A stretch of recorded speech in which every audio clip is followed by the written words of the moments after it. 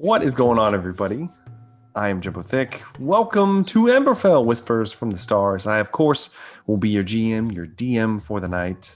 And I'm joined by the almost full cast and crew. We are missing Doobie tonight, but he will be returning next week gleefully.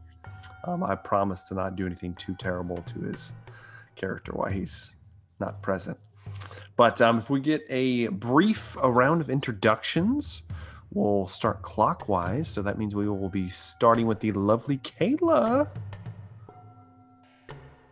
Hello, I am Kayla. Can you hear me all right? I'm using new headphones. It's a little quiet. How about Maybe now? if I just speak up? How about that? Sure. Is it better? Sure. Okay. All right, I am Valerie. As you guys know, I am a former elf turned vampire. I have long white hair, right? Mm-hmm. Pale skin. I didn't have to do anything for that. And I am 257 years old, 6'11", or 5'11", not 6'11", my bad. Yeah, and as you guys know by now, I will literally eat any animal or bad guy. So Yep. that's how I roll. I mean, I think you technically ate your first person in front of the party today. I'm pretty sure. Awesome. Awesome. I don't think I'm seriously, I think that was the first time that you've eaten somebody in front of them. That was great. That was great. Oh, you're welcome. You're welcome. Speaking of you're welcome, Dan Decker. Hey, how's it going, everyone? I am Dan Decker playing Moog Broadjaw. He's a 8-foot-tall bugbear. Just a skosh over one Rogar, son of Amu. But the two of them tend to get in a fight, not with each other, but with the demons. I am currently wrapped up by a hive thing. I have some sort of implantation apparatus down my throat and a tentacle wrapped around my neck, apparently trying to strangle me. I could be being implanted with a horror as we speak. And that just seems to be the way my characters roll, baby, you know? Yeah. Let's get infected with a hive lurker. How's this going to go? Let's do it. Do it. Of course. Let's do it live. That then brings us to Jumbo Smooth. Hello, everyone. I am Jumbo Smooth. We're playing the role of Rogar, son of Amu, this evening. He is a 7'5", 400-pound dragonborn in the Great White North. He has a javelin of lightning that he is not very good at using, but he is determined that he will strike and fell an enemy one day with it. He's got a great sword. He's down in the south in Dynasty. I'm trying to find out where his father is. He's his godlike figure, Amu. So yeah, we'll see. Maybe he can get some clues. Indeed. And last but not least, Andrea. Hi, I'm playing Zunlin, who is a drow bard. He is fairly new to the party, and since I missed last session, I'm about to find out what has happened. So I'm really looking forward to that. Basic bard looks like your basic bard, and your basic drow. Hooray. Hooray, hooray. Indeed. So, last we left off, the party had found themselves split temporarily as Zunlin had decided to travel into town to perhaps do a little bit more research before you guys confronted the individual that was inhabiting the ruins on the outside of town that you seemed so very interested in. However, the party of Rogar, Velry, and Trist were followed as they were spotted by a group of what Rogar and probably Moog know to be mercenaries, like Straw Hat Ronin. And apparently they were looking for the son of Amu. They had a bounty poster for 100 gold pieces for his head, and they wanted to claim it. They wanted him to come in willingly. They offered to take him instead of the rest of you, and you decided to put up a fight. You did slaughter these individuals. It wasn't a quick fight, but it was pretty one-sided. easily overtaking these men and leaving no one left behind, as the few that were attempting to flee were hunted down and brutally murdered, with the final one being lit on fire, which then caught the grass on fire, which then started a small forest fire right outside of town. And then you guys just ran away. And you decided to go back to Bors's house, the sheriff of Conwich. And as you're running away, you heard people calling out, "Oh, it's fire!" And then, of course, there's been a murder. As there's just massacred bodies, especially several, two in particular, that were savagely ripped open by what apparently looks like a wild animal. One of them's throat being ripped out violently and drank. Don't know who would have done that. Of course, there was the bolt injuries and large gashes across their body. No one's going to find out who did this, guys. No one's going to find out. But yes, you return to Bors's farmhouse, where you confessed to Bors's wife, Kilks, as to what had happened. She assured you that she would do her best to smooth everything over when she talked to her husband. And then you decided to go see Mad Udval in his ruins after you cleaned yourself up, recovered a little, let's just call it a short rest, with the former courtesan Jade helping tend to your guys' wounds. You made your way to the ruin, found it to be interesting, with one of the only things left standing being a large gate with a defaced symbol above it. Strange doors made out of bizarre metal as well, and a bizarre-looking hovel that appears to be cobbled together from bits and pieces of the nearby ruin. With Mad Udval inside, you decided to confront him, with Velry sneaking around outside, trying to check out what was going on. You had an interesting conversation with the old man, whom revealed to you a sizable portion of wealth. Not necessarily to all of you, it was only to Trist, I believe. Yeah, because he had a very high roll. And asked you to retrieve his daughter and his grandson that have gone missing. You, being so very kind-hearted, decided that you would do so after quite the interrogation and looking around the area. You then decided to set on and see if he was lying about a barn that he had begun to keep. He informed you that he was starting up a farm, this 100-year-old hobgoblin man, and had been buying up ox from all the nearby region. You decided to go see this barn to see what was going on with it. It was outside of the ruin. You followed a path easily enough to it. And when you attempted to look it over, you discovered that the ox, there were about 30 ox present. Most of them seemed to be emaciated and had strange wounds on their bodies, not looking very healthy. But the rest of them seemed normal enough. The large barn was locked very well, as Velry and Trist found out, as they ascended to the second-story stair. And while Trist was attempting to figure out what was going on with the door, trying to detect magic on the building itself, Velry decided to put her shoulder into the door, which then a glyph alighted and blew them off the side of the barn, sending them plummeting 20 feet onto the ground, taking a little bit of damage, and then discovering that the barn was warded magically to prevent people from entering, at least. After so, a very large number of pigeon crows, as I'm calling them, decided to, they were flocking very quickly towards the barn. Appear to be hundreds of them. You decided to leave the scene and track where you think the family of Udval had traveled. He had mentioned something about the Shady Grove, that they were attempting to do something. You didn't exactly get all the details out of him.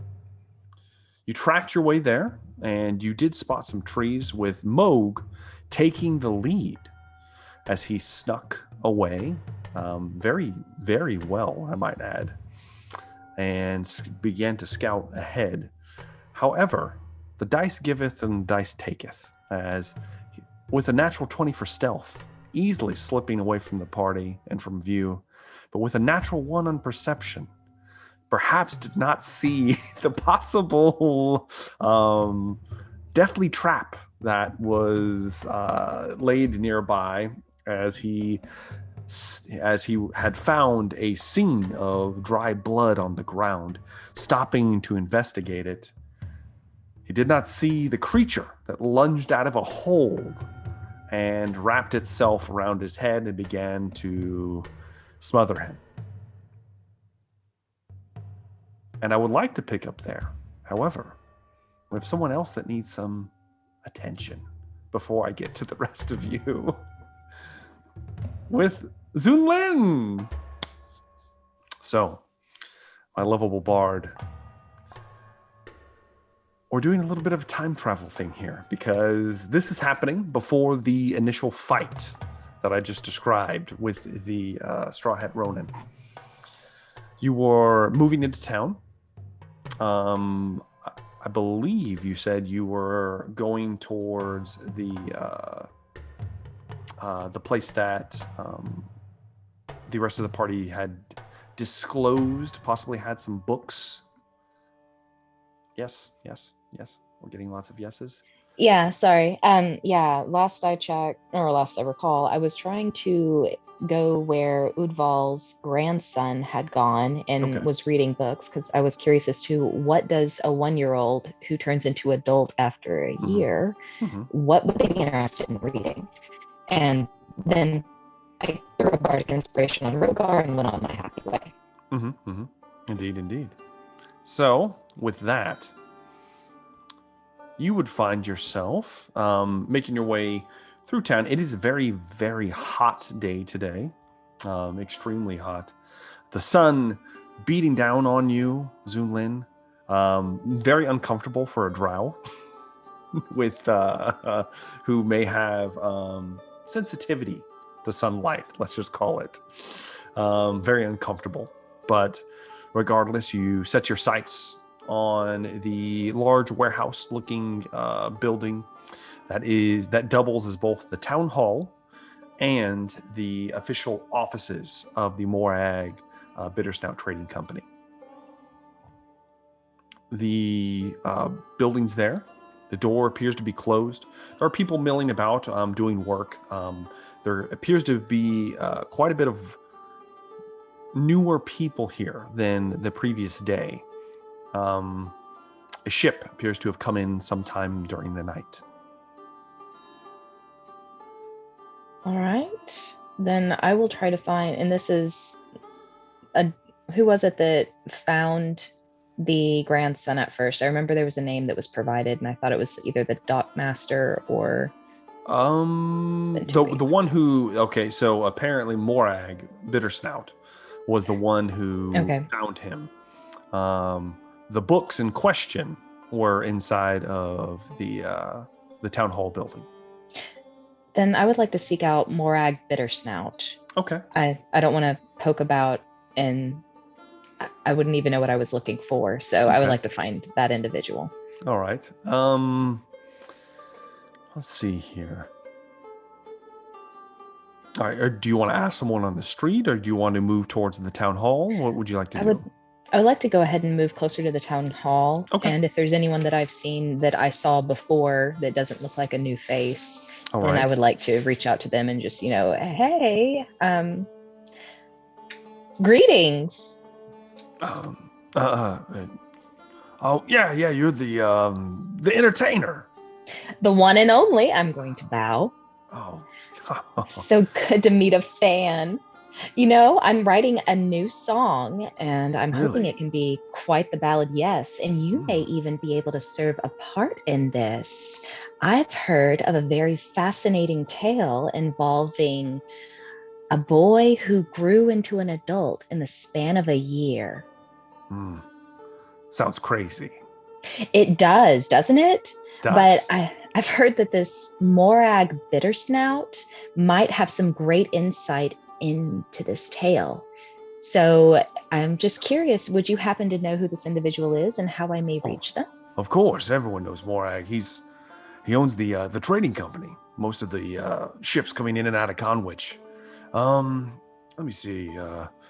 He's probably in his office right now. And could you point me in the right direction of where that would be? Oh yes, of course. And he just kind of points you towards the actual town hall building itself. Then I'm going to, bow again and give him a cheeky little grin and, oh, thank you so much. And then I'm going to, move my way up there. Okay. And he takes and he appears to be like a dockhand, like a worker. And he just kind of gives a little smile and then goes about his work. Begin moving towards the larger building. You do see that there are, this is probably the most well-built building in Conwich. The doors look rather heavy and solid, and they are firmly closed. As you approach and you attempt to open them, they are locked. Knock. You knock. What do you want? You hear someone call from inside. Hi, I'm looking for a Morag Bittersnout. And who exactly are you? I am the fabulous Lynn. I am actually an entertainer in town, and I was hoping to have someone's insight into a very, I wouldn't say scary, but a very tantalizing tale I've heard. It's about a boy who grows to a man in the span of a year, and I heard this Morag had some very interesting insight. And there's a pause. Here's some shuffling.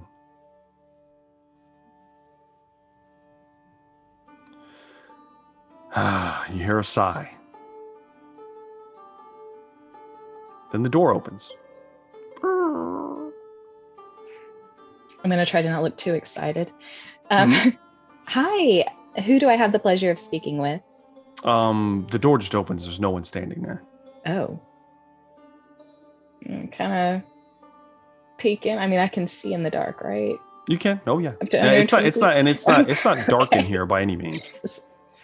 There are like windows. There are kind of like windows on the side of the building, very high towards the top, letting in a little bit of natural light. There is a few lanterns lit in here as well. Well, I'm going to hurry up and just scoot in there and not even worry about danger because it is hot out here. You slip inside. The door slams closed as soon as you slide inside. You unfortunately don't have a very high passive perception, Zunlin. And as you slide inside, you see, as you look back towards the door, there's a very large bugbear that has slammed the door closed. Hi, friend. There are two more individuals. More friends. Kind of step out to the side, and you recognize all three of these people. They're all bugbears. Oh, are these the people I just ticked off? No, well, okay. Let's just put it like this. At the bar. These may be the owner of the Dirty Oxen, Boruk, and his brothers, Gork and Dork. I owe you for a chair, and actually, I have the money on me right now. I think I owe you for at least one chair. I'm going to give him a gold. You give him a gold piece. And I hope that covers it. Boruk looks at you. They all have large clubs on their hips. They just kind of stand over the top of you. Well, I'm going to look up. You made a bit of a scene in my bar. I'm a very good bard. The music was fine. It was the, let's just call it disrespect. Disrespect? Yes. I do believe you told me to, not fucking touch your clients, something like that. Oh, absolutely not, sir. I don't use such profanity. Oh, well, I do. And let's just say, You may have had some muscle with you before, but you appear to be all by yourself. Muscle? No, I travel completely alone, sir. Good. This will be nice and easy then. See, we have to make an example of you so that nobody gets any ideas. Ideas? Yes. Now, you can either just take this willingly and we'll stop, or you can resist. Stop what? And Gork Can I dodge? takes his... Dodge! Okay. I think it's time to roll let initiative.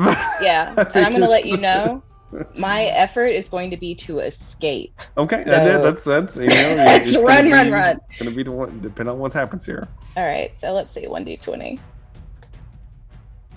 Ah, roll. 10 plus what? Oh, I guess I could have just hit initiative. Now I feel silly. It should be your dex. Plus 4, so 14. Oh, actually, yeah, you guys get extra. I do? Because of well, you get that's what you have the plus 2. Yeah, because you're a bard, you actually get extra. Ah. I'm pretty sure. Let's see. So yeah, yours is actually higher than it normally would be. That's awesome. All right, so let's see here. Got them all set in. Now, I will say, Zune, I don't know how much you might know about these individuals, so go ahead and give me a history check. Okay. Probably not much, unless you roll See. very highly. Oh, I guess I should do history. That is a 21. Very good. Okay. I know so- more than I want to know. So I'll say that you've heard that despite Conwich lacking an actual lord that kind of protects it, that there have been a few people in the community that have risen up to help defend its borders and keep it from danger. But one of the biggest parts of why this town has stayed so safe is the fact that the MAR, the criminal organization, has a strong foothold in Conwich, and their base of operations is in fact the Dirty Ox Inn. And these are all essentially gangsters. And Great. Would have been good for me to have clued in on that before. Well, I'll say that you didn't quite all put it together at first, but now you're starting to recollect this might have happened. It's all starting to come together. So the three of them are standing around you right now. Your back is towards the door. There is somebody behind you, hand on the door. What was going to be your initial move, your initial little action here before combat officially starts? I guess find an area to escape. Okay. All right. My goal is going to be escape. Okay, so before we get into actual combat rounds, go ahead and give me a perception test. Okay, let's see.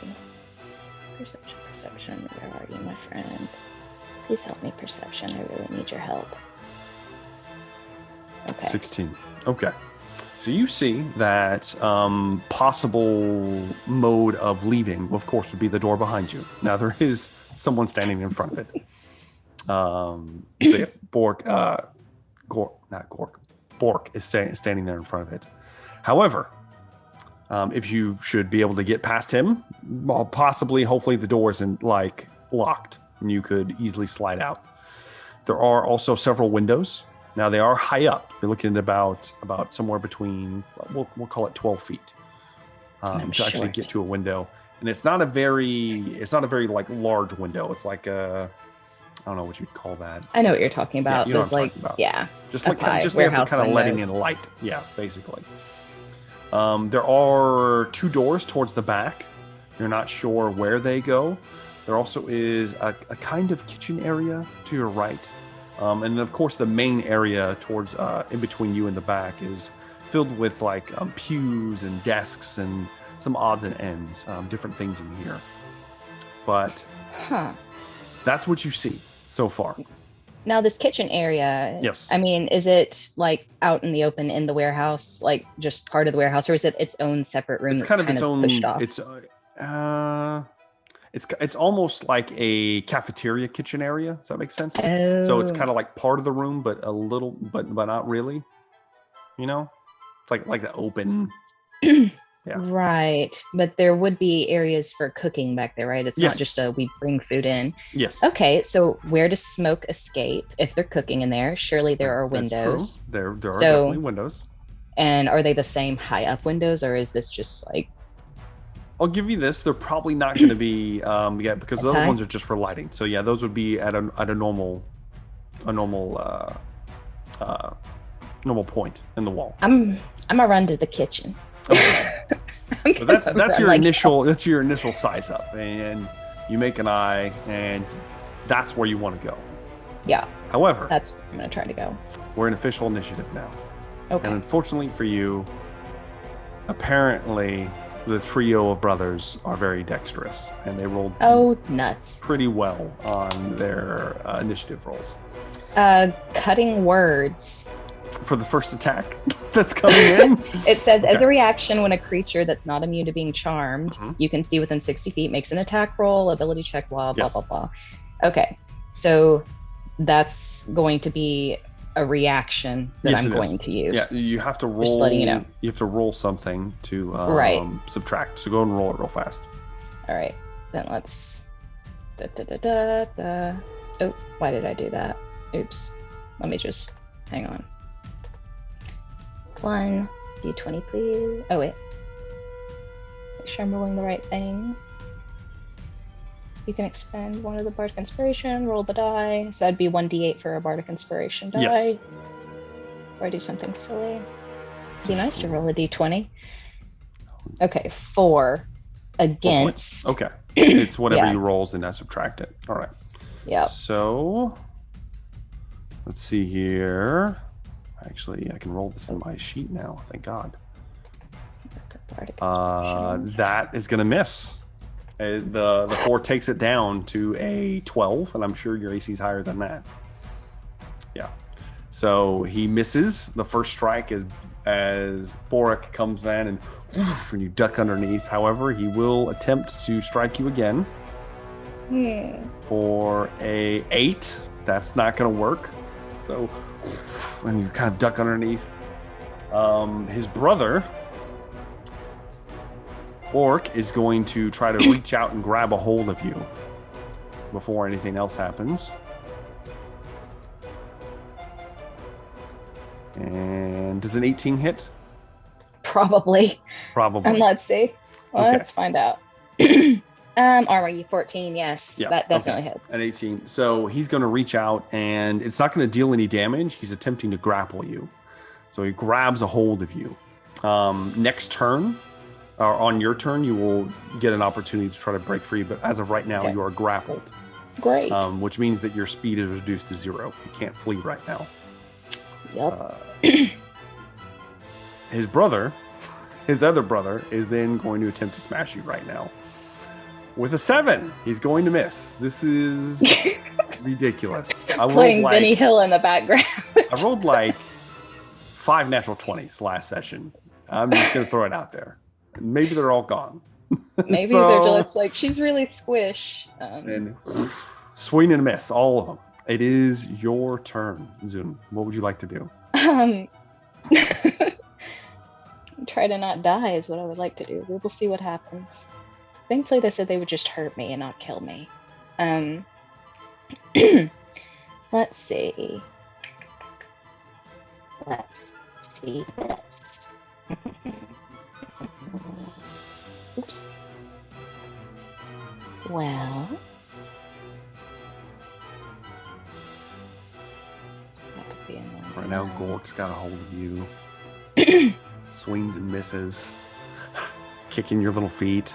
I'll say these bugbears are tall. They're well over 7 feet tall. That's why he missed.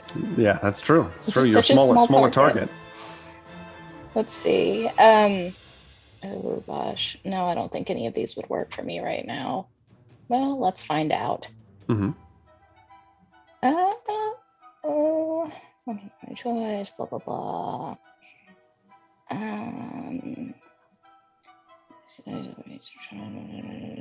Okay, let's do Crown of Madness on the one holding, or actually the one right in front of me, since I can actually see him. Okay. All right.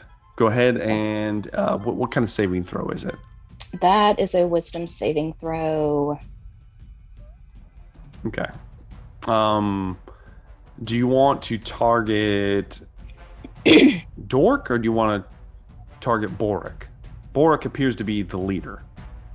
Boric. Okay. Oh wait, no, Dork. I can't even. Yeah, the one that Got it. doesn't look like he's very as sharp as the other one. Okay. So wisdom saving throw? Yes, and I will cast, and hopefully, I don't know. What is the DC? The DC is Should say it right next to it. Spell save DC.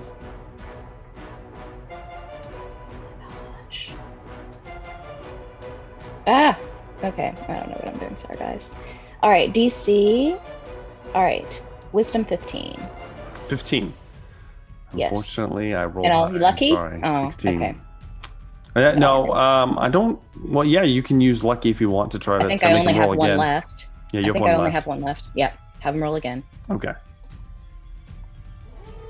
13 fails that time. Okay. So, Skin of my teeth here. yeah. Let's see. So I do believe, looking at the spell, that target is charmed. However, they're not friendly to you. They're charmed, and they start taking. Okay, so when it's his turn, he'll have to take actions against anybody next to him as he is slowly gone insane. Yeah. Okay. All right. I will keep that in mind. A creature other than itself that I mentally choose. Does it say you can choose? It says the charm target must use its action before moving on each of its turns to make a melee attack against a creature other than itself that you mentally choose. Oh, okay. I'm silly. Yeah, no, you're right. Yeah. Yeah, the DM's right. The DM knows we sorry. It's good. Sorry. It's all good. So, do you want to attempt to do anything else, Zunlin? I would like to try to escape. Yeah, but I don't think that's going to happen. I guess probably not. Unless you have bonus action something. I don't think you do, unless you want to try to inspire yourself. I have a cantrip. Oh, crap. Well, let's see. I really...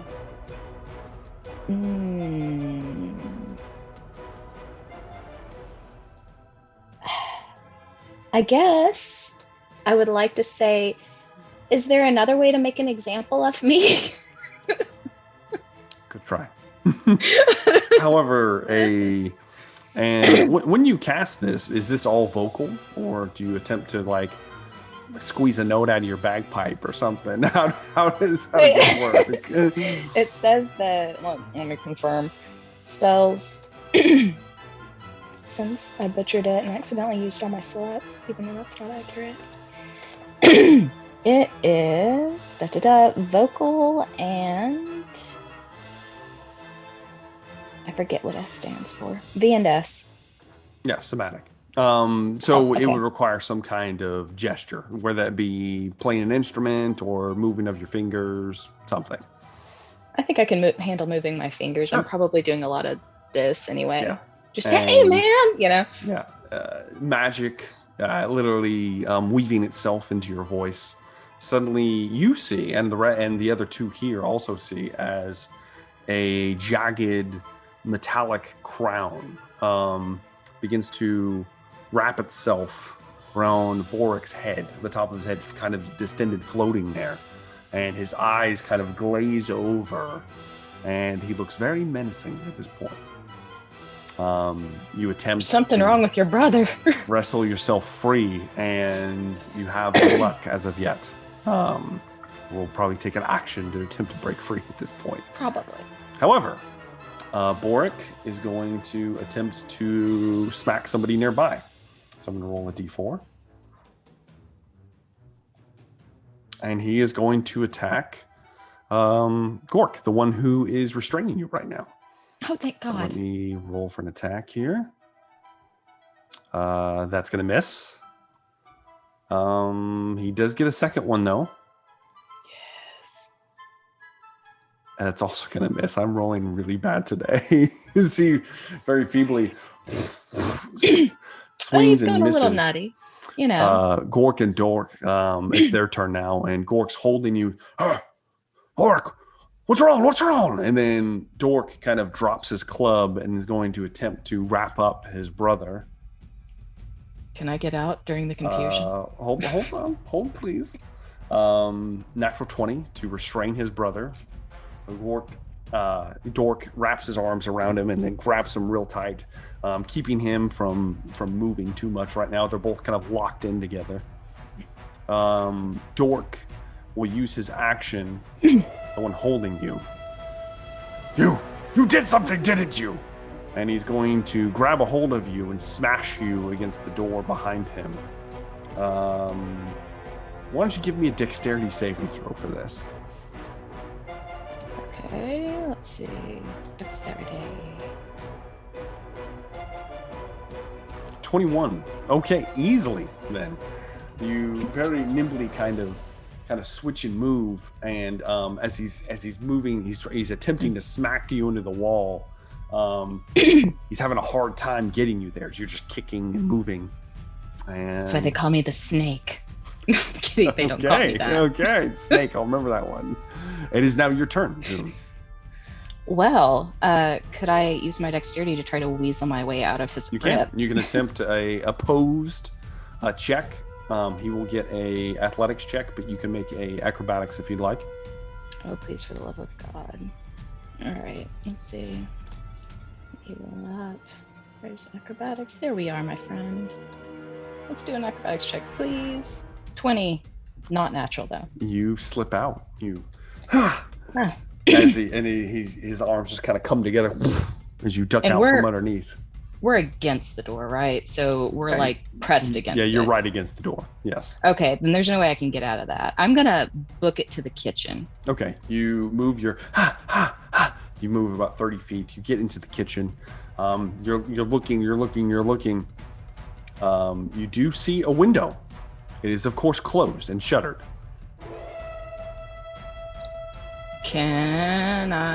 Is that it? Is there anything else in here? Is that it? I will say, as part of this, how about you give me a investigation check? Thank you. I very much appreciate that. Thank you, DM. 16. 16. Okay. You do see that the shutter is a very heavy shutter.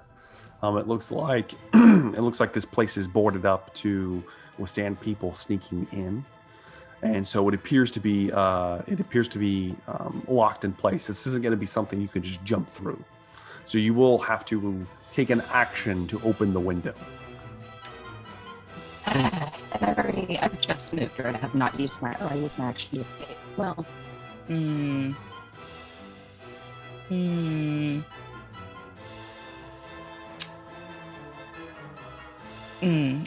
can I even take any more actions? Do I even have anything left at this point? Unless you have something you can do to your bonus action, it's going to be next turn before you can attempt. Yeah, that's what I was thinking. I don't really think I have anything right now. You are still concentrating on your spell, which is saving your ass right now. So we will keep that in mind. I think he might get a wisdom saving throw. Let me make sure. I hope not. Use bardic inspiration to take away from that. Hold on. Detract he from might it. not. If you choose your subsequent turns, may. Oh, okay. You must use your action to maintain control over the target, or the spell ends. So you did use your action to break free. It is what it is. So it slips away this turn. It is what it is. He's still, and I will say, he's still currently restrained by his brother because they don't know what's going on. So Gork has Boric wrapped up, and it's Boric's turn at the top of the round. Hey, the hell are you doing? Get him! Get him! And that's about all he can do. So then it's Gork's turn, and Gork quickly lets go of him. And seeing you from a pretty good distance away, is going to reach on his hip, and he's going to throw a hand axe at you. Oh, sweet Jesus. Okay. then I would like to. Well, I guess I can't It's do a anything. it's a natural 1. So Oh, let thank me draw one of my critical fail cards. Dear God, this is turned into a complete blunder. Seriously, play Benny Hill in the background, and we'll Oh, just. geez. Now I have to make a dexterity saving throw, which, of course, I would fail the dexterity saving throw. So, this is ridiculous. As he goes, he's surprised, and Gork goes to throw the hand axe, and as he does, when he lets go, Borik's still kind of pushing him off of him, and he slips a little bit. The hand axe spins off straight up into the ceiling, and then it ricochets back and smacks him in the face, carves a gouge through one of his eyes, and then he falls back, and he is blinded and hurt, so he took damage. All right, put damage there. Dork, the one who was previously holding you, and then he's going to actually run towards you, and he can only get within 10 feet of you. However, it's at this point that you realize that bugbears have a 10-foot reach, as you know, one of your party members likes to point out very often, and he's going to reach out and attempt to grab you. So let's see here. Does a That 17 party member would also like to point out that he's here for this chaos magic. Yes, he is. Yes, he is. Does a 17 hit? It does. It probably does. Yeah, so 14. He's going to attempt to grab a hold of you again. So he wraps his arms around you and is attempting to grapple you and keep you from leaving. You're right there. The window's right by, almost within arm's reach as he grabs a hold of you. You're not going anywhere. That's the end of his turn. It's your turn, Zoom. I am going to try to slink out of his hold again. Okay. Go ahead and give me an acrobatics check. Let's hope this works out. Oh, that did not look. No. Well, it is opposed, so let me roll my athletics. Please not one. Please not one. We both have a 10. Whenever there's a tie, I always give it to the player. So you do slip out. Well, and that was my action that I just used. That is your right? action, yes. So well, you have movement now.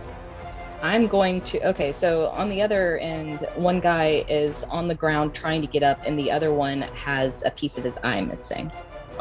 So you have Boric, the larger, more intimidating brother, is now free. Dork. God damn it! Why'd I name him all this? There's another brother who has slashed his own eye with his own hand axe miserably. He's kind of up against the wall holding it. He's temporarily blinded. Then you have Dork, who's right next to you. Well, not right next to you, within 10 feet of you. Well, for the windows up high, there are boxes around here, I imagine. This is a functioning warehouse. Yes. Mm-hmm. I'm going to book it towards some boxes away from this guy, away from this window, away from freedom, just so that I can get... All right, give me another acrobatics check, because you're going to have to, slide across the, cafeteria countertop please, to try to escape God. him. Please don't be ridiculous. 8. Oh, it's going to be ugly. Your foot catches as you go to slide over. You stumble Nailed down. it. You stumble down prone on the ground, and you hear a laugh. You there wants to be laughing, but okay. Yes, it's true. I will say it's not a lot of your movement, so you use the rest of your movement to kind of stand up, but that's kind of where you're at right now. Mildly humiliated, but Well, now Boric, seeing you there, is going to rush over towards you, and he's going to attempt to beat you once again. That's fine. That's fair at this point. Dude, what is happening right now? 13? Misses? 13 is not gonna. No, Nope. I'm a 14. God bless. 17 will hit though. Yeah, he's not 17 will attempting to hurt. grapple you. He's attempting to bash your head in now. Oh, that's fine. It's going to be for 10 points of bludgeoning damage. He smacks you over the head with with the large club. And you, Points. Then let me see. 10 points of damage. Um, Mark that. Gork is still clutching his eye, kind of stumbling in that direction, but he appears to be feeble and can't do anything right now. He'll probably give a wild swing, though. I hope this will be at disadvantage. And if he misses really bad, he will hit someone else. Nope, a 12. So not too bad, but he does miss. He kind of blindly swings out, holding his eye. Dork, however, is going to scramble over the countertop. He will, he easily makes his check. And he's going to attempt to smack you from behind as well, as they've given up on restraining you. I should have just taken the beating. That's going to be for 11 points of bludgeoning damage. He smacks you across the back. All right, let me mark that.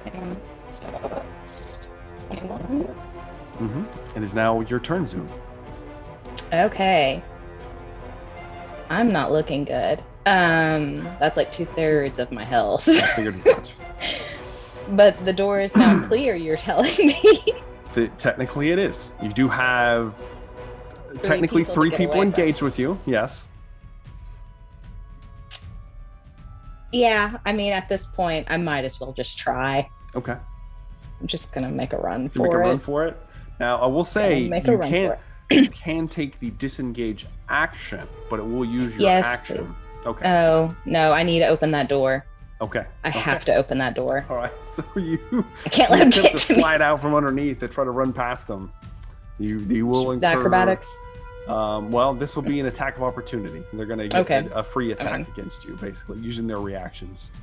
Have you ever had a character die in like one turn, like her first? No, you're not gonna. I will say it's not instant death, but who knows?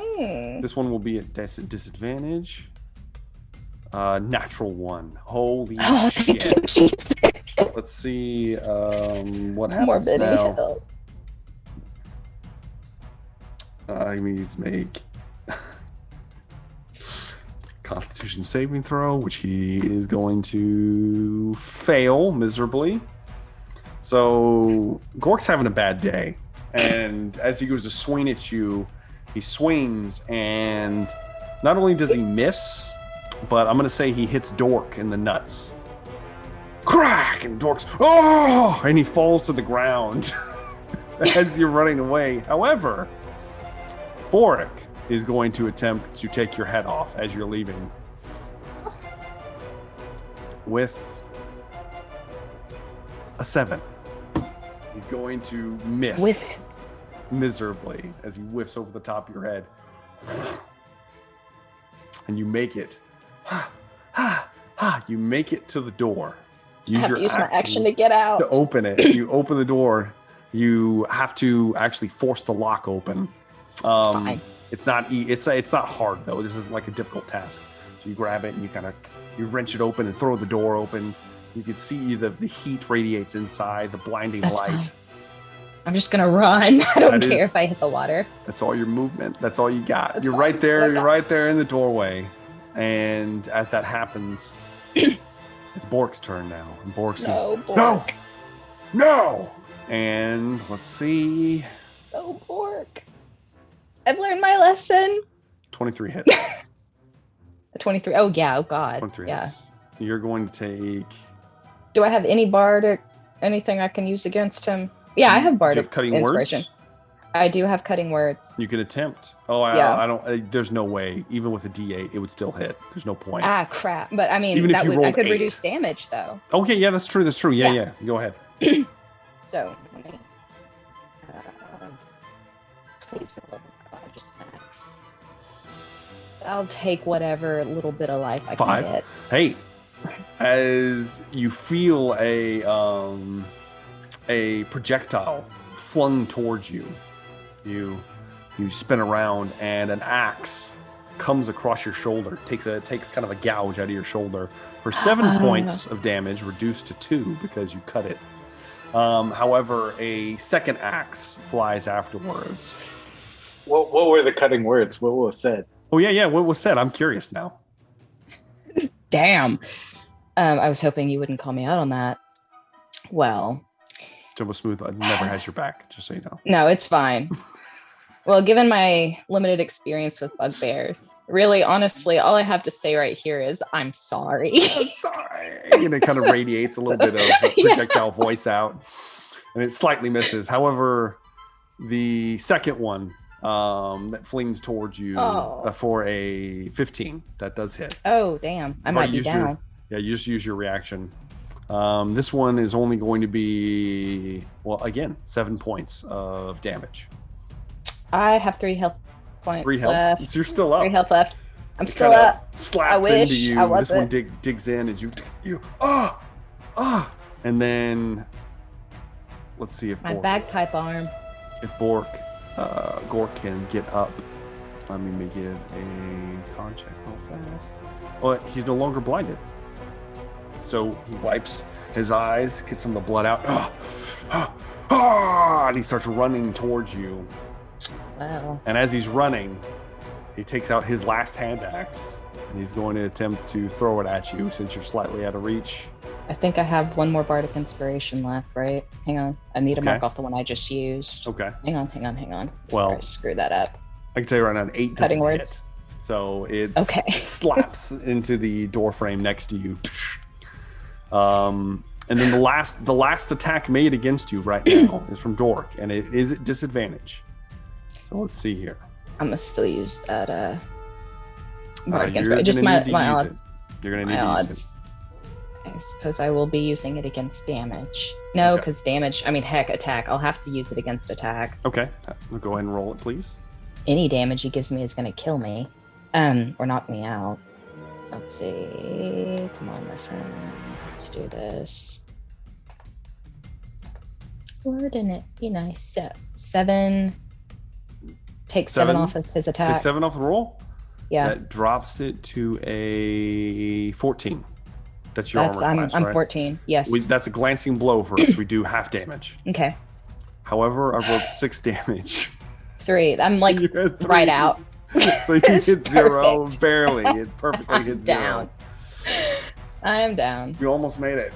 As you I almost made it. As the last axe is, he's kind of on the ground and and then just flings out an axe, and it just luckily, just by sheer luck, embeds itself in your thigh, and you then you go to the ground. Blackness. Oh well. If I survive this, it's going to make a really good story. It will make a great story. It's going to be a great song. I'm so happy I had this experience. I'm going to send them royalties. This is great. However, as blackness takes Zunlin, another is possibly on death's door. Let us do this real fast. I need to make sure I manage this. Boom. Boom. Boom. All right. So, Moog, you have a creature attached to you right now. A foul creature has lunged out of a hole. You didn't see it. It was so quick. It moved very fast. If you remember, well, you don't remember because you never actually saw them. But it is about a 2 to 3 foot creature if you're including the tail, which the long prehensile tail has wrapped itself firmly around your throat. The body pressed up against your face. There is some kind of maw, tentacle-like appendage underneath with a mouth, an almost lamprey-like mouth, trying to bite at your face right now as you're struggling for breath as it is choking you. There are 8 spider-like, crab-like limbs attempting to wrap themselves around the back of your head. The creature itself is covered in almost like a pinkish chitinous carapace. There doesn't appear to be any eyes or ears that you can see. There is a clear sticky mucus that's kind of coating most of its body, and it's dripping around your fingers and your arms as you're attempting to keep this thing from attaching to you. as its proboscis searches for your soft flesh. So we're going to roll for initiative for everybody else. Uh-huh. Let's do this thing. So Rogar, Moog, and Velry, and I guess I have to play Triss today. Damn it! I've got to play Triss today. I always roll a natural 20 for initiative. It is impressive. It's impressive. It's ready to drink the blood. 22 for Velry. And Zerogar got a 20. That's very good. Let me pull up our good friend Tristan. Yeah. And roll his initiative. Damn, his initiative's high. But I rolled a natural 1. Ooh, for him, that gets gnarly. I forgot about this. He has special things that you guys don't know about. Of course he does. Yes, he does. So I'll slide him in there. Let me roll for my guys first. Let's see. Just want to remind everyone that you could be using party mode on D&D Beyond. But are you? Oh, you. Man, it makes everything better. I mean, my menus flash up in rainbows. Just saying. Okay. Got a dancing wizard. All right. So I need Velry, you will be first in initiative order. However, to determine how far away Rogar, Velry, and Tristan are from Moog, I want Velry to roll me a d4. See, the problem with these is you don't know any number's good. They're all bad because it's Anthony on a table. That's a 5, so that's impossible. It's a d6. It's a d6. Damn it. No, yeah. There we go. You were 3 rounds away from Moog. 3 rounds. That means I'm gonna die before you guys get here. This is first round. First round, awesome. Moog by himself. Let's see how this What goes. a strength check. You know, strength check, baby. So, what do you want? So Moog. Yeah. You actually go before the creatures. Thank God. Thank goodness. You have a chance here. It is currently you are currently being smothered. You can't see anything. You're being choked to death. Yep. You will need to give me an opposed athletics test against the creature to break free. Okay. Opposed strength check. So just a straight up strength roll. Athletics. You can do athletics. Yes. It's also going to be using his athletics to try to not have that happen. You're a nice guy. All right, here we go. Oh, not bad. Dirty 20. Okay. Very good. You and as you're ripping it free, it's going to use its reaction since it's grappled to you to squeeze. Okay. And it's going to deal 2 piercing damage or two crushing, bludgeoning damage essentially. Yeah. As it crushes as you pull it away, but you do rip it free. Do you want to throw it or you want to just keep it in your hands? No, I want to plug it with my crossbow. Okay. Unfortunately, your crossbow, it was thrown from you. Oh, that's right. Yes. So it is about, you kind of look around and it's about 10 feet away. Very quick glance at it. Yeah. So, I'm going to punch it. Then. You're going to punch it? Now, it was your action to do this, the grapple. So do you have an action surge? Do you want to do that? I'm not using my action surge, okay. So I guess I could just throw it. Okay. I was just giving you the option if you want to hold it or if you want to chuck it away. So I'm getting get it away. I was going to try and kill it, though. You kind of you chuck it to the side. Give me a strength check. Just a clean rip off. Just give me a general strength check to see how far you can throw this thing. Not very far. 6 feet, maybe. Ooh, 6 is not very good. So I'll say that you get it probably. Well, I'll give you. I mean, 10 plus 6. That's 16 because I'm gonna reach my arm all the way out, which is 10 feet, and then throw it. So that's like 16 feet. I'll say this. I will say the creature doesn't want to leave you. So Yeah, this is. It's not like it's an inanimate object. Because So I smell like beef and cheese. you go to throw it, and it doesn't go very far. You're like, "Ugh," and it kind of, and then skitters back up onto his feet. Yeah. Okay. Well, that's You wanna round move, one. Moog. Yeah, I'd like to move towards my party. Okay. What is your passive perception, Moog? Passive perception is not good. It's an 11. An 11. Yeah. You take a few steps back. Mhm. You're moving. You're going to move now. Are you going towards your crossbow, or are you trying to run back to where you came from? I should probably pick up my crossbow, and I take it that's in the opposite direction of where my people are. It's kind of off to the side a little bit. Yes. Yeah, well, not I'm not quite leaving- the same direction. I'm not leaving the precious behind. Okay. You move to the crossbow. You reach down to grab it. Yeah. As you Son of a do, bitch.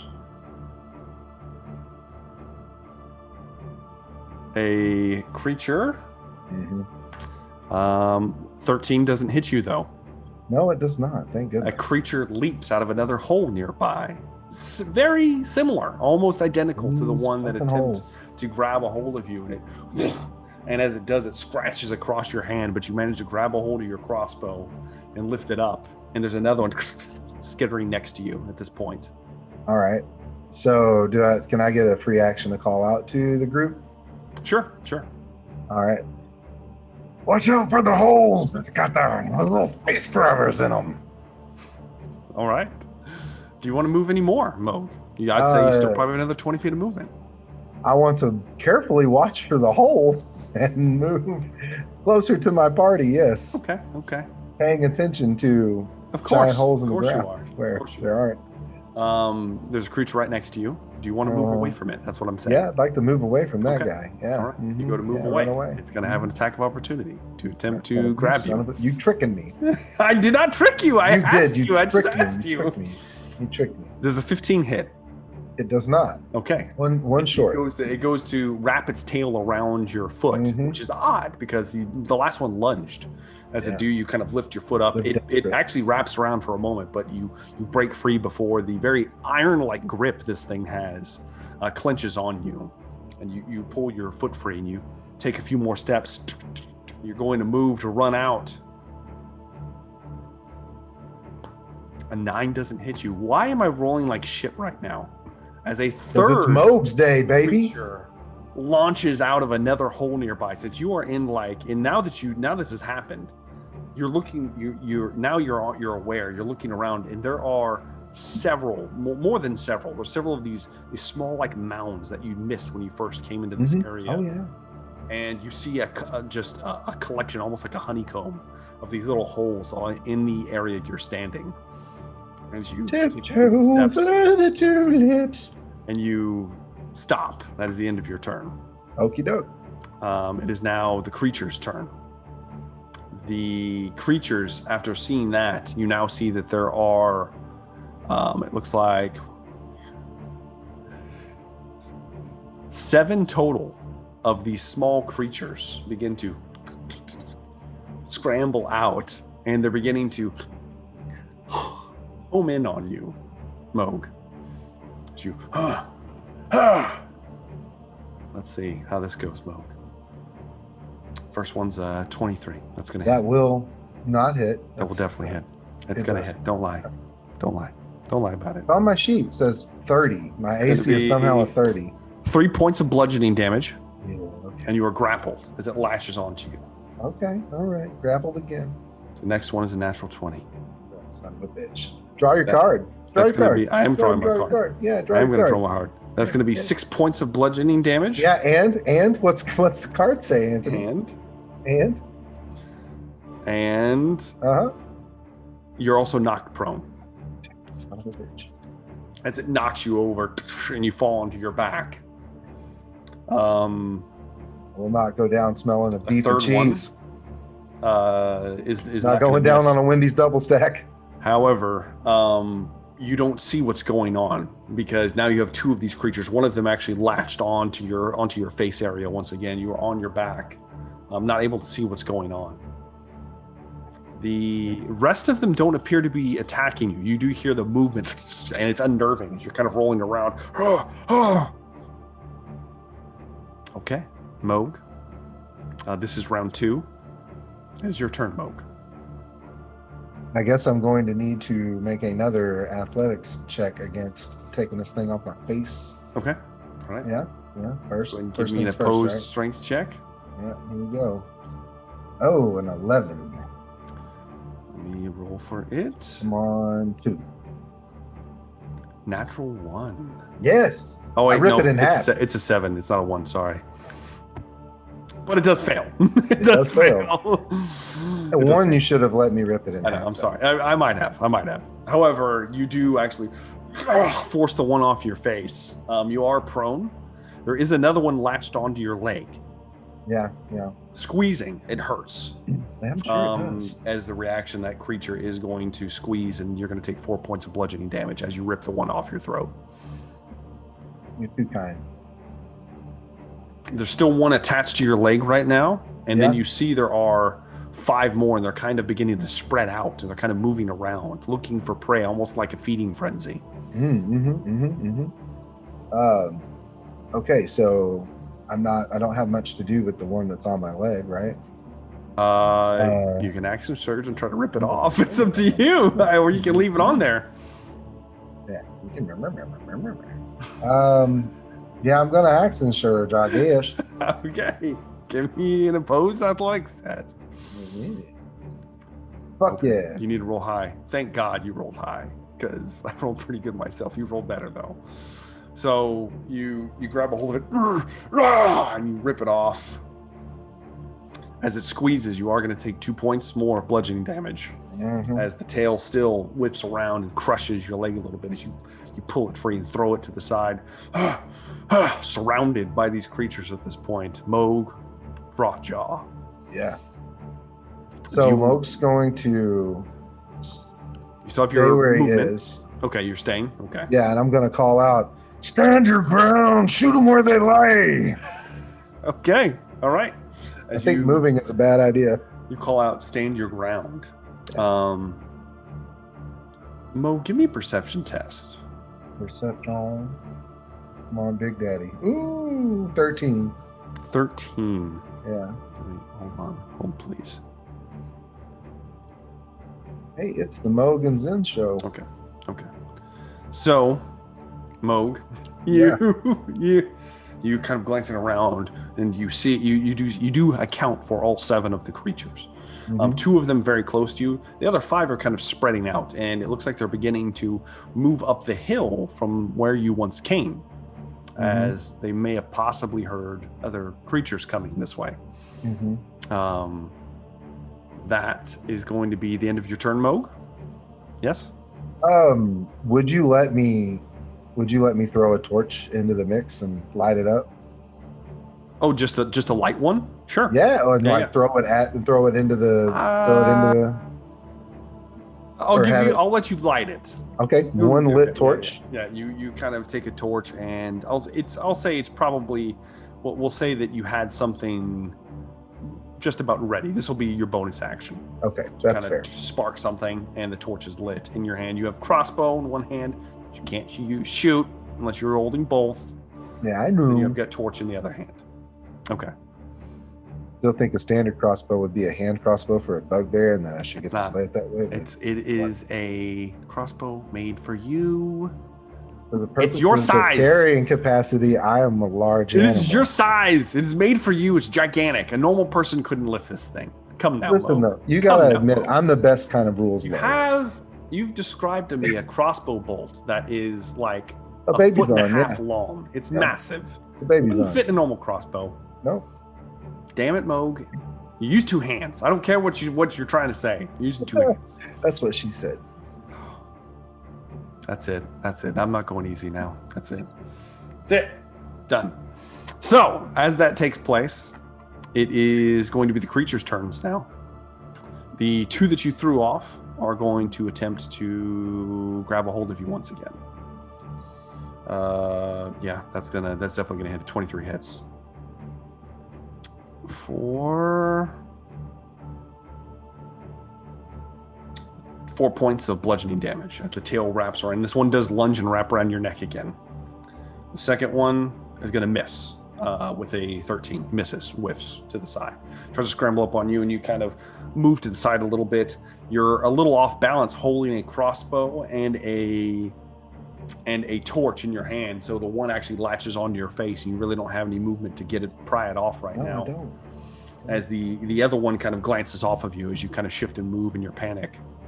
No one else sees what else is going on here. I wouldn't call it panic. It's panic at this point. No. Yes, it is. Yes, it is. It is now the third round. And at the top of the round, Velry, Rogar, and Trist make it to the top of the hill, about 40 feet away from Moog Broadjaw. Velry, you will be first initiative as you crest over the top of the hill. Go ahead and give me a perception test real quick.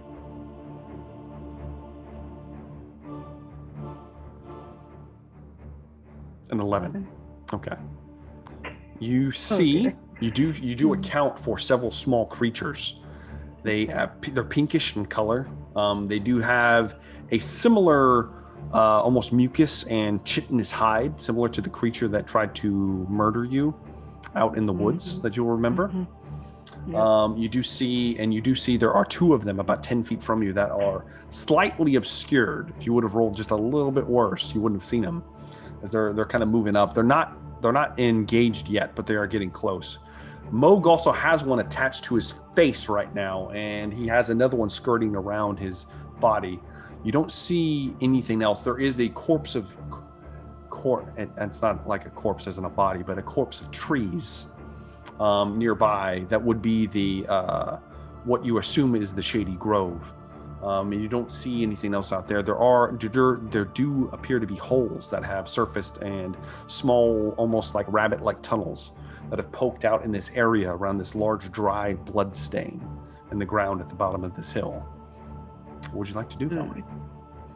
Did you say they look like, or that they're smaller? These are smaller than they're small, yes. These things are about like a foot and a half, and then they have about like another foot and a half of tail, long, bony like tail that's whipping around. They are skirting around on their crab-like limbs.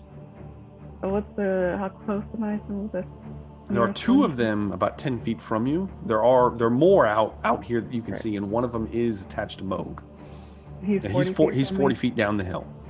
Am I able? I think you have the movement. Feet. Yeah, I'm able to get to him without a creature getting. You don't see any next to you. Okay. I don't know. We'll see what your perception test finds out.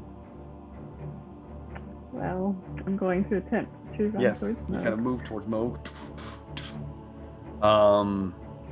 There is in fact a creature hidden on your way there, and it's going to attempt to attach itself to you. Let's see here. Oh shit! I'm rolling good. A 20, not natural, but that does hit. You will take 4 points of bludgeoning damage, Velry, and you are grappled as a creature lunges out of some of the brush and wraps itself across your own head, obscuring your vision as you're kind of You still have your action. Okay.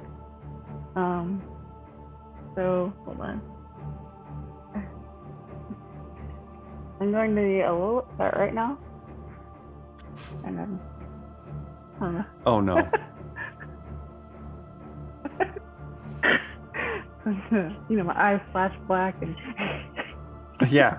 I'm gonna try and I'll be able to claw at it with you can without hurting myself. Yeah, you could attempt it. I will say you're grappled and it's kind of obscuring your vision, so it'll be at a disadvantage. You could reckless if you'd like. Yeah. Mm-hmm. Might just go ahead and try to bite it since it's right there. I'm just gonna bite back. All right. You can attempt it. Sure, why not? Go ahead and make an attack roll. Oh no! Wait, can I bite it right now? Sure. Yeah. Make an attack roll. No, wait. Actually, no. I remember the other things I'd asked. I'm scared. It's up to you. Hold on, I'm trying to read. Do I have to be below half health to get the Advantage?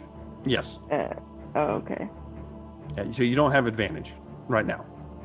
But you can just make a standard attack roll though, if you'd like. I'm gonna try and grab it and. Okay. Like. Are you trying to throw it away, or are you gonna try to kill it? Try and kill it. Okay. Give me just go ahead and make a melee attack then. Yeah. That definitely hits. Go ahead and roll damage.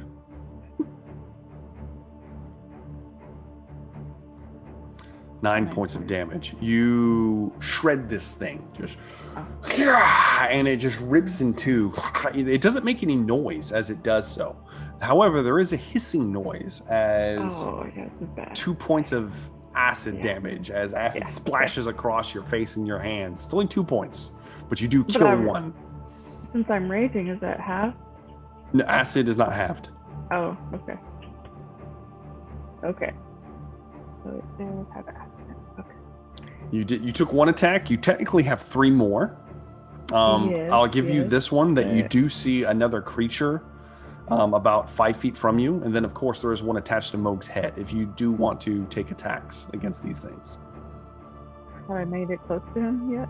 I'm close enough. I'll say that you're almost to him. Yeah, you're very close. I have 45 feet. I mean, can I continue? Can I get to him? Yes. What I'm telling you is, if you just run to him without attacking this other creature, another one will get an opportunity to try to wrap you up again. I see what you're saying. Yes. Okay. Okay. Well, I'll attack the one right there. If you want to. Yeah. I'm making my way towards him. All right. Cool. An 11 will not hit.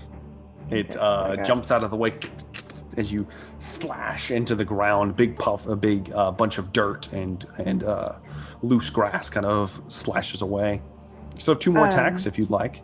I do. Also, now that I don't have that one, am I still at disadvantage with my rolls? No, you're not. I have to reckless to get the advantage, don't I? Yes. Can I reckless with my next one, or no? Sure, why not? All right. Why not? Good. Everyone roll again. 16 to hit. That hits. Go ahead and roll damage.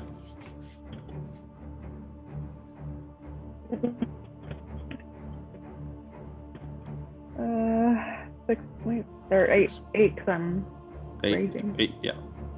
You easily cleave this one also as you kind of lunge at it. The first one missing, puffs of dust. The creature lunges up, kind of tries to skitters up your arm a little bit, and you slice into it. But you are going to take 4 points of acid damage as you slash into it. It spills across your arm. Thank you for you have one more attack, and Moog is within moving distance and reach if you'd like. All right, let's do it. Okay, go ahead and give me another attack roll. I'm still recklessing, you know. Oh yes. 17. That hits. Go ahead and roll damage. So 8. 8 points of damage as you smash into it and then cleaves it across Moog's face. You're both going to take 2 points of acid damage, Moog and Velry. You said 2? Yes, 2 points of acid damage. Okay. And that's all your movement. You do see another creature nearby, kind of hovering around Moog's leg. All right. I'm done, I guess. And that's that. Rogar, go ahead and give me a perception test. All right, let's see. 12. Oh, okay. Rogar, you see the creature kind of lurking in some of the grass near Moog's feet. You do recognize these creatures, Rogar, and you are horrified seeing them here. However, it's hard to pick out any others. You do see the swaying of grass and movement, and you have an idea of where a few more may be, but you don't necessarily know exactly. Okay, so there's still one tied around his leg. It's not actually attached to him. It's just kind of resting there because he had ripped it off of himself. Moved it off. Yeah. Okay. Okay. All right. Let's see. I will rage. Okay. I will shout out, do not let them get close to your face! And I will pull out my great sword, and I will charge towards the one that I see. Okay, yeah, the one you see is right next to Moog. So you kind of charge down. Yeah. And give me an attack roll. All right. I'm going to attack with advantage. Recklessly. Okay.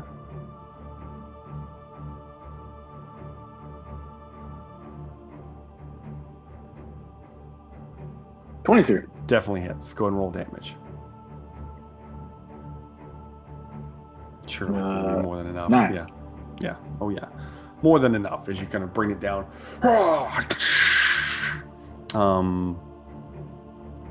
Both Moog and you will take 1 point of acid damage as it splashes. You kind of crush it like a bug, and it kind of splats out on either side. Do I see anyone else? At this point, with your perception test, you don't. You do see Okay. movement. You see movement, but you don't actually see any creature. So you kind of have an idea that there are some more out here, but you don't actually see anything to attack. Then I'll just kind of. You could make an attack with disadvantage, but you're not within melee range. I would have used all. He's 40 feet away. I would have moved all my movement to get All right. there. All right. So I will kind of put my back close to Moog's, try to like look from the opposite side from where he's looking currently, or at least maybe try to make a triangle between Valerie and Moog, and just kind of look around, sword ready, and that way in my turn. All right. At the end of your turn, the creatures are going to get to go, and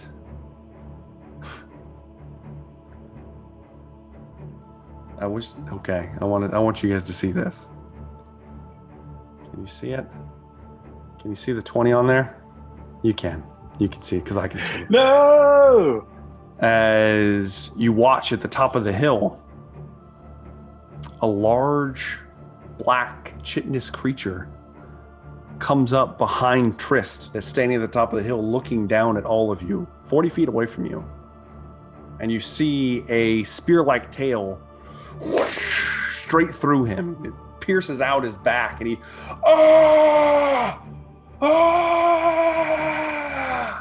starts freaking out. Does he say something like, I do declare, or something like that? Or? No, he doesn't. There's blood pouring out of his mouth. He's going to take massive damage, it looks like. Yeah, he is. Trist.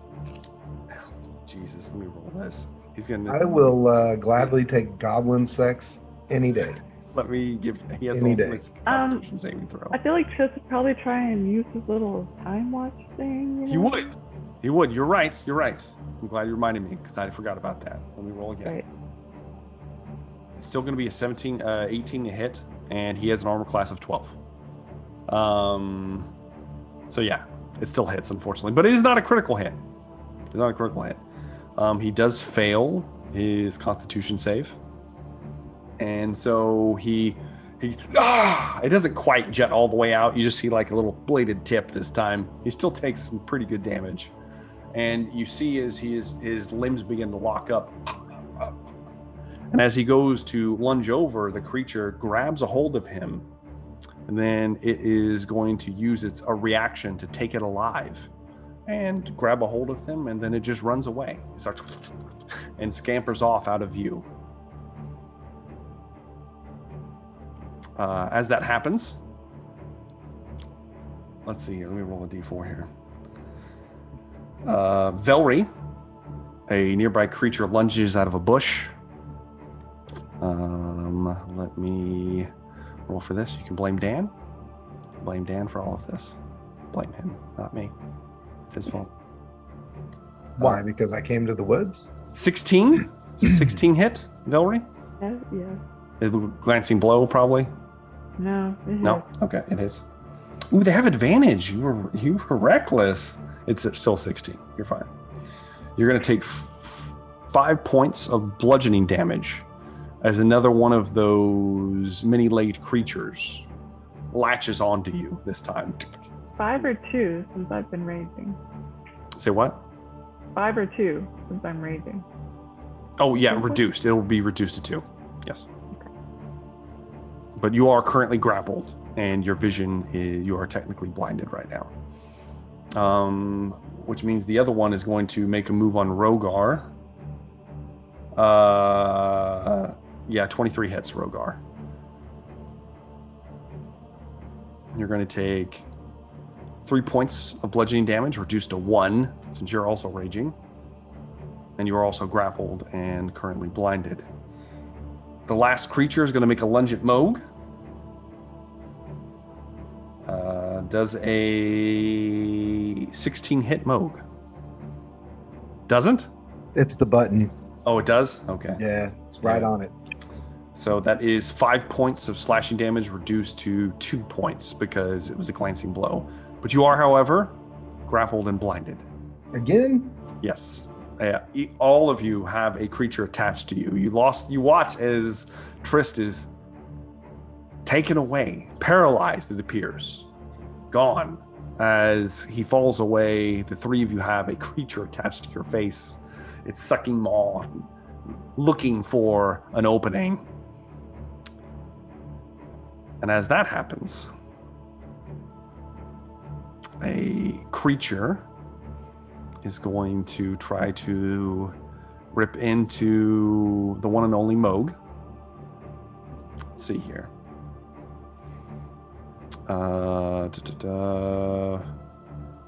19 hits, but a 12 does not.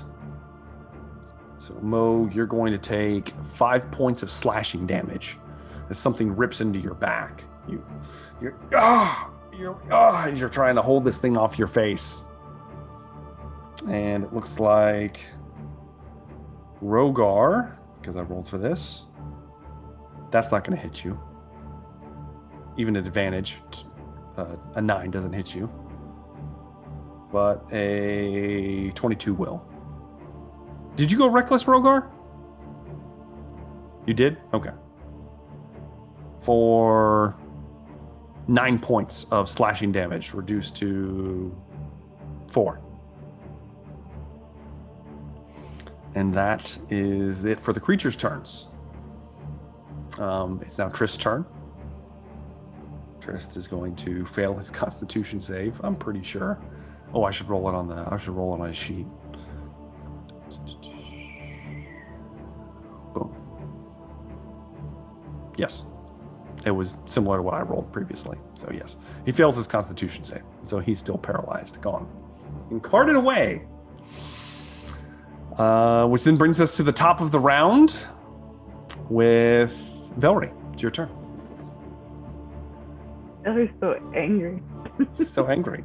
You're currently being choked and grappled, all that. Oh, and put the teeth in, of course. So angry. So angry. They're lucky I can't fight this thing, and it's bad for me. Oh, God. I really don't have anything that I can do to, like, okay. Question. Yes. If I throw it on the ground, that's an action, right? Yeah, if you want to attempt to rip it off of you, it'll be athletics check. If you want to attack it, you can make it at disadvantage. But I can't. I mean, can I try and throw it on the ground and then like use? Do I have like a sword on me and then like? It's going to be either break the grapple or attack it. Those are your options. Okay. Fine. At this point, I'm just gonna attack it then. Okay. Are you going to use your claws? Yeah. Go ahead and make an attack roll. Okay. At disadvantage. Right. Which, if you want to reckless, you'll get a single roll. Damn, it would have been a natural 20. It's so cool. Still more than enough. Go and roll damage. Well, that was you said at disadvantage, right? Are you? Oh no, because it's just. Yeah. Are you doing reckless? Yes. Yeah. So Then right. it's the first one. So it was a natural 20. Okay. Yeah. Oh yeah. Okay. Let me grab a card. It's not, I don't think it's going to matter. This thing doesn't have And enough hit 12 points. Yeah. Yeah. Oh yeah. It's maximum damage, and it's more than enough. It does not have a lot of hit points. You easily destroy this thing. So another one down is you are going to take 2 points of acid damage from the creature. Kind of sizzles across you, and Velry, as you slash across it, and you notice that both of your companions have similar hive infector creatures attached to their face, and behind each of them are they more tall, lithe, black creatures with long heads, waving tails, and extended arms behind each of them. That is currently, they have blood dripping from their fingers where they've slashed into your companions. Is there one behind me? There's not one behind you. The one that was meant for you is carting away Trist right now. It's getting farther and farther away. Oh god. He's like way gone, right? Okay. Yeah, well, and how close are Moog and Rogart to me? Within you guys were all next to each other, so you're all within like 5 feet or so. Yeah, that's right. You still have three more unarmed strikes if you'd like. I'm just gonna try and hit one of each. Sure. Make an attack roll. You don't have disadvantage anymore, so it'll be at advantage. Thank God. Oh no. The first one will miss, so that's your second attack. You kind of swipe, and Rogar kind of ducks to the side, and it misses. You still have 2 more. All right, that's at 30, 20. That's going to hit for sure, but go ahead and roll advantage anyway. Yeah. The other one was better. Yeah. So go ahead and roll damage. I'm pretty sure you can't do 9 points. Yeah, easily done. You easily slash that one off Rogar's face. You and him both are going to take 1 point of acid damage. And then I'll go for the other one. Okay, give me another attack roll. 30, 20. Mm-hmm. That hits. Yeah, go ahead and roll damage. Then 12 points. 10 points easily, or 12. Yeah, you easily slash through the one on Moog, and both you and Moog take 4 points of acid damage as you do so. Why is that one more? I rolled higher. That's why okay. You severed it deeper. And just more of it just kind of splashed across the two of you. Wow. There are still the large creatures standing behind each of them still. I'm going to inform them that they have these beasts behind them. The hive of the lurkers. Velry's turn, which then will bring me to Rogar. It is your turn. All right. Rogar will.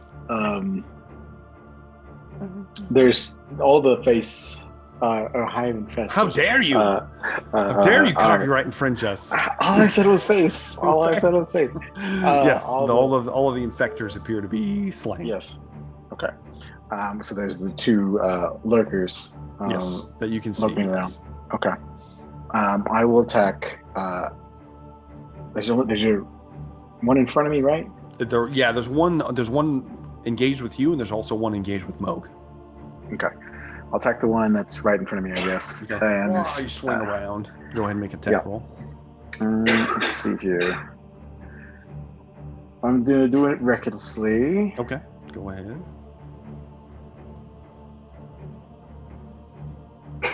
Ooh, not very good. 12. Oh, that's it, reckless? Yeah. I rolled a natural 1 and it's 6. very well, thank God it wasn't just the natural one. So you do you do move out of it does move out of the way. It very definitely, and it kind of hisses, and it's a second mouth kind of comes out for a moment and snaps and then moves back inside. Okay. I'll try attack again. Ooh, that's a natural 20. That will definitely hit. No point in rolling a second time. Okay. We roll a card for you. Let's see here. Maximum damage, and you may Alright. attack, and you make another attack with advantage against the same target. Go ahead. What's your max damage? My max damage would be 6, 12 plus 3, 15, 17 damage. Okay, so it is still standing. So go Okay. ahead and make a second attack. You do cleave into Okay. it though. All right. You are going to Sorry. take 2 points of acid damage as you cleave into it. Okay. Let me mark that up quick. All right. And now I will attack again. Advantage.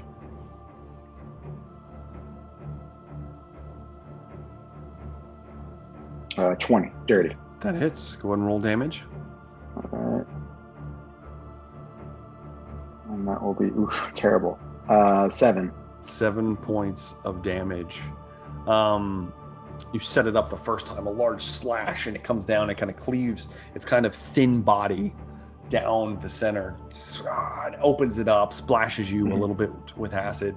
Then as you follow up, it looks like you're going to miss. And then at the last second, the thing kind of lunges in and you take the head off its shoulders. Taking 2 points of acid damage in the process, Rogar. All right. But it splashes on you, but the thing falls dead at your feet. And since I killed it and landed a critical hit, I get Sure. a bonus attack. That you do.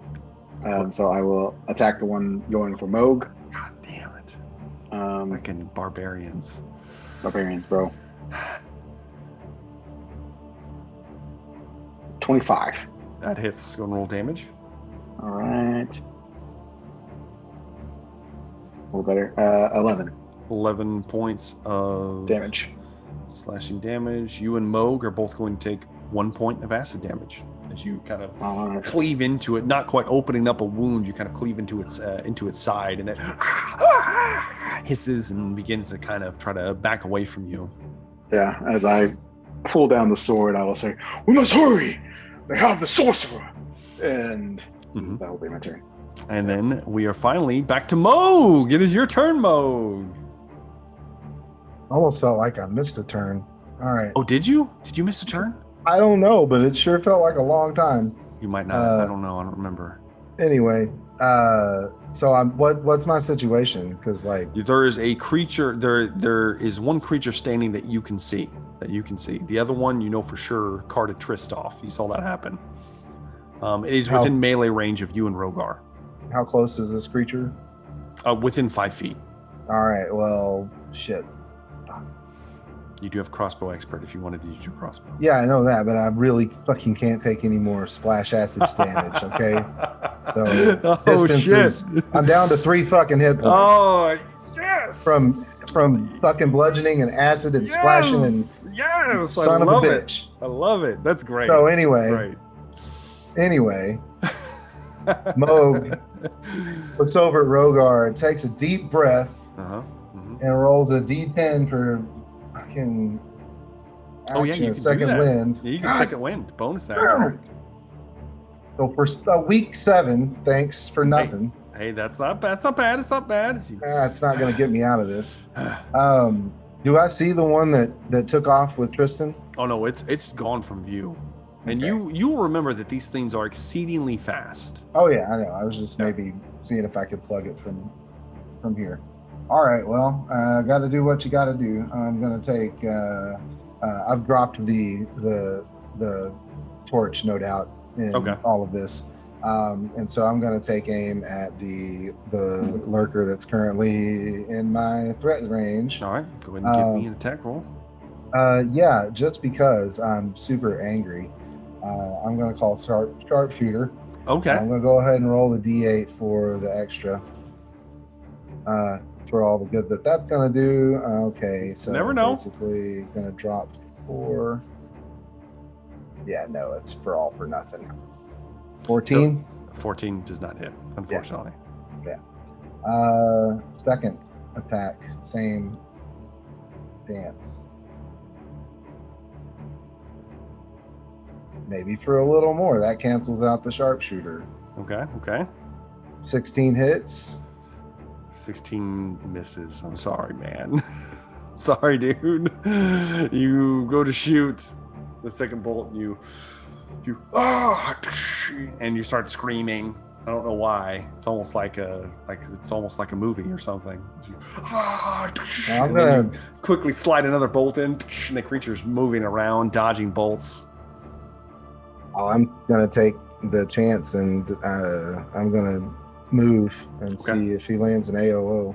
You try to move away. You try to back away and see if it can hit you.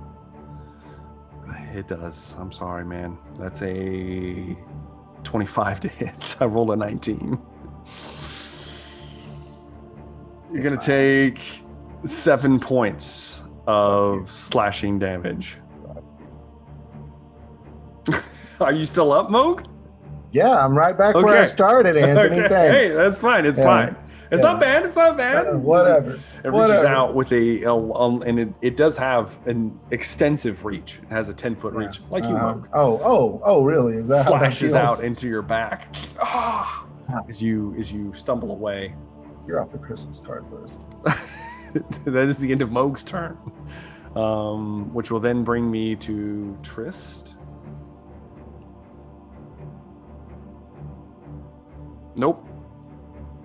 Nope, you all saw it. Trist is not coming to anytime soon. The creature. Let's see here. What do I got here? What can I do? Okay. First off,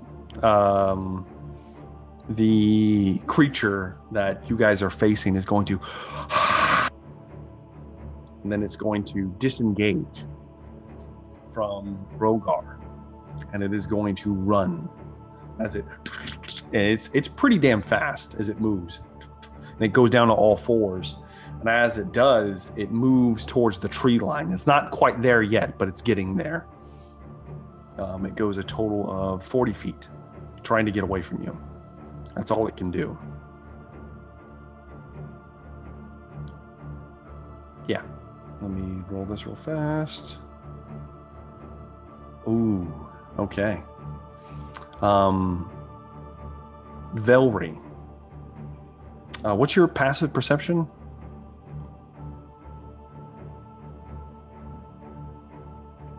Sorry, I pressed the wrong button.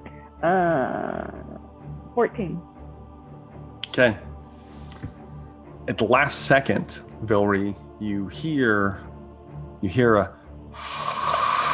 coming up from behind you as you spin around, and there's another creature lunging up over the top of you. It does not have advantage on its attacks now, as it was very well hidden and waiting for an opportunity here.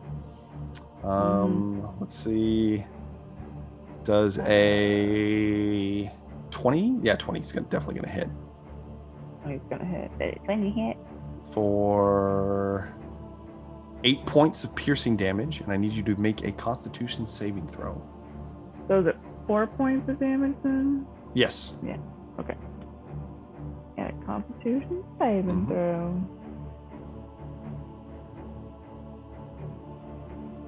Not cute, probably. 14, you pass. Ah, You feel a pumping sensation of almost as if there is some kind of poison perhaps about to course through your body, but you manage to resist. Thank God. And seeing that happen, the creature is going to and it's going to run away from you, Valerie. You do have an opportunity attack if you'd like to take one. Question. Yes. I'm trying to find for my opportunity as well. I'm trying to find yes. You can make any attack. Any attack that you have. Like you could do a bite attack, you could do with your hands. I was trying to use my snake, one of my snakes. You have to use that beforehand. You have to summon them. Fine. Sorry. Well then, I guess I will just have to. Feels like I should not fight them. Call at him. Let's do it. Is it like a bonus? Do I get to roll twice here? Or is Yeah, I've been letting Rogar do it, so why not? Since you did attack reckless your last turn. that 20 We was will it? hit. Go ahead and roll damage. So 8. 8 points of slashing damage as you kind of carve into its tail as it's fleeing, and you're going to take 4 points of acid damage. Of course I am. And it kind of scampers very quickly up towards the top of the hill. It's at the crest of the top of the hill in the opposite direction. And that is the end of their turn, which brings me to the top of the round, hopefully the final round, with Velry. It's your turn. The creature that... Is there just one left? There are 2. The creature that fled from you is behind the rest of the party, 40 feet up a hill. You could cover the distance. The other creature is 40 feet in the opposite direction, going towards the woods. Oh. Those are the only 2. They're both fleeing? There's only 2 that you guys can see, yes. That you are confident that you see.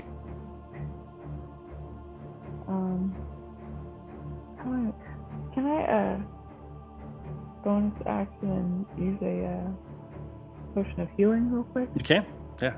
You kind of reach down and then grab it, and as you crush the healing globe, you inhale its magical essence. 2d4? Plus 2. 2d4. So plus 2, 7. Let's see. Well, there's not really like attacking us anymore. It appears to be fleeing. Yeah. I'm gonna just into my wounds then. Good work at that. So, you don't want to chase it down? I don't think so. Okay. Okay, so you gotta still raging for now. That's right. Can I quickly call the party? Like, are y'all okay? You like? Sure, you can. I mean, you can Yeah. use if you want to use your action to kind of talk to them, you can. Yeah. Oh, that's it. That would be considered an action. I mean, yeah, you could use a free action if it was just something simple, but if you want to like communicate, it'd be an action.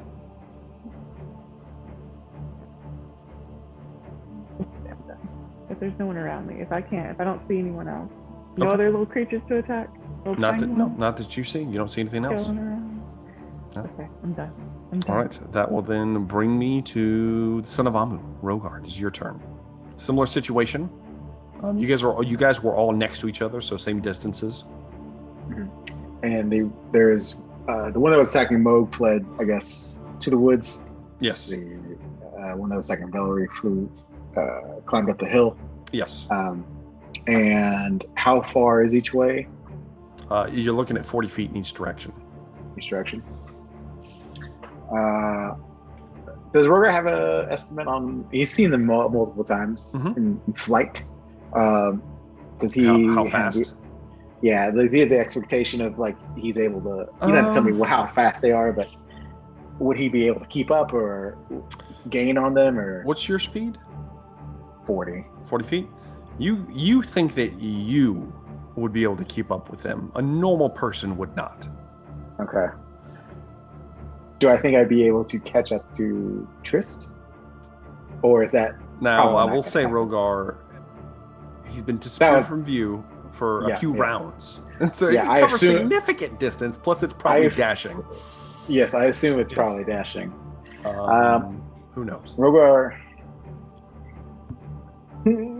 will run towards the one onto top of the hill. Okay. All right. You gotta kind of pushing past Velry. Yeah. Showing weakness. How dare she let someone survive? Exactly. You know. Also, I want to try to get as quickly as I can up there to see if I can maybe at least see Trist. I don't know. Okay. So I'm gonna attack recklessly. All right. Give me an attack roll then.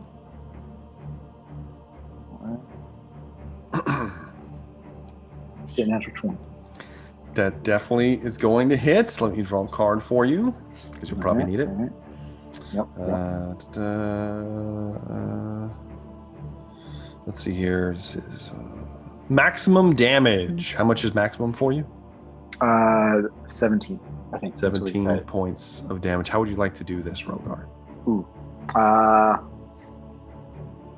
As I'm chasing it up the hill. Mm-hmm. I'm running. I'm pulling out got my sword on my shoulder. I'm running up. I reach up and I grab its tail when it's climbing up the hill. Yeah. And I yank it down. As soon as I yank it, right past, I take both hands, just decapitate its head. Slice its head off. Yeah. As it does, the corrosive blood splashes across you for 5 points of acid damage, Rogar. All right.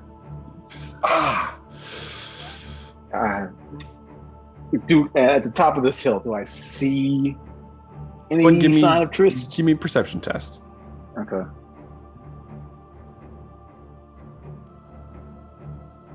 $19. Let me make sure.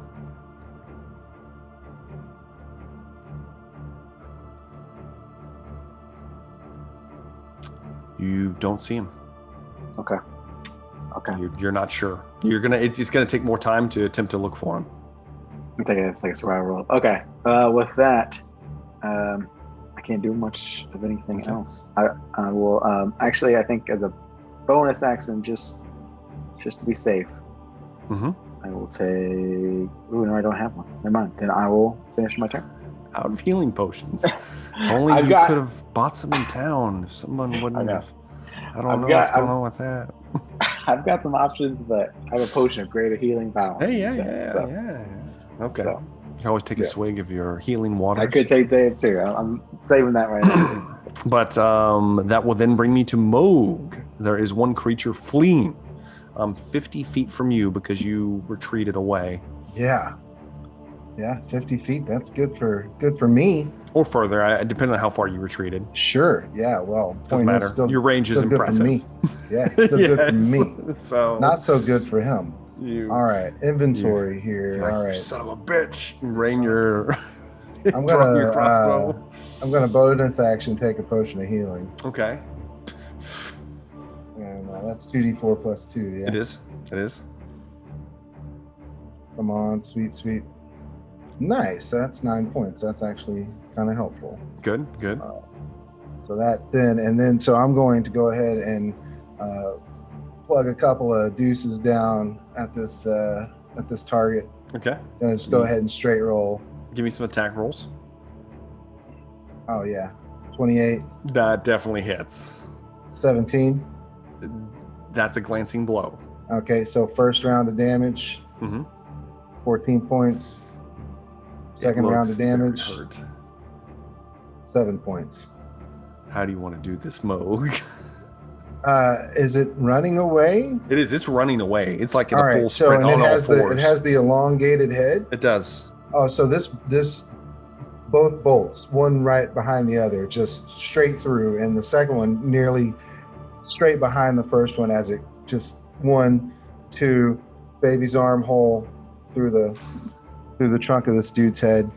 God, it's like I want one of the bolts. I want one of the bolts. The first bolt, I want that carrying its extra mouth. Yeah, exactly. So the first one, it hits in the back of the head, and then the second bolt drives it forward.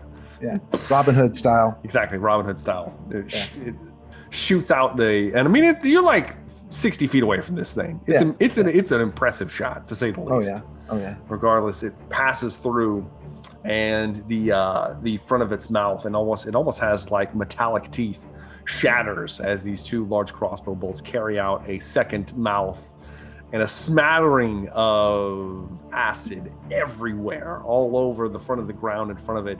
Some of it splashing up onto the nearby trees, starting to sizzle and pop, corrode.